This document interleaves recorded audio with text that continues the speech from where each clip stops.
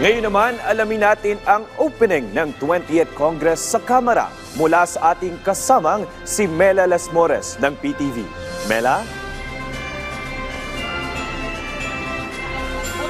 Ng mga bagong opisyalang Kamara at dito nga sa North Wing Lobby, dito nga sa Kamara ay inaabangan na rin natin ang pagdating ng mga kongresista.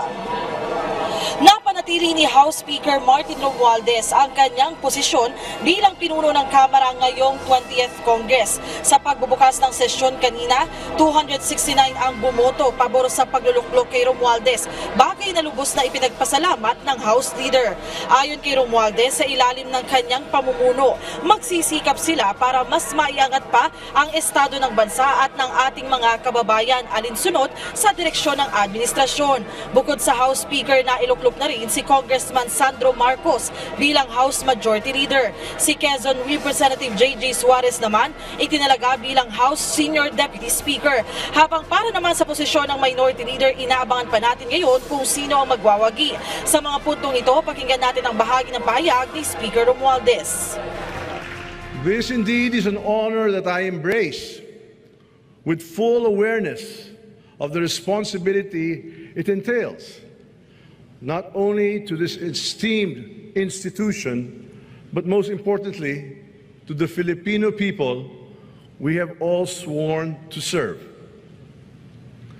Ang tiwala ay hindi gantimpala, kundi panibagong hamon. At bawat hamon ay pagkakataon para mas maglingkod ng mas tapat, mas totoo, mas buo.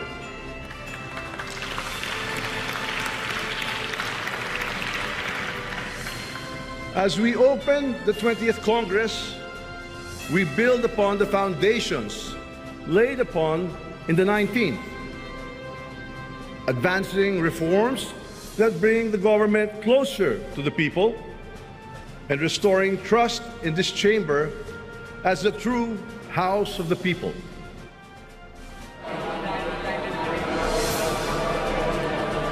Francis, ngayon nga ay nandito naman tayo sa North Wing Lobby ng Batasang Pambansa kung saan inaabangan natin yung pagdating ng hindi lang ng mga kongresista at senador kundi maging iba pang opisyal ng pamahalaan. Kanina, medyo matagal-tagal yung naging session, no? Halos alauna na ng hapon natapos itong kanilang sesyon at inaasahan natin na nagpapahinga lang ng konti mga kongresista at ang ibaksahan nila ay naghahanda at anumang oras ngayon ay darating na sila para naman makiisa sa zona ng presidente. Francis? Maraming salamat, Mela Lesmores.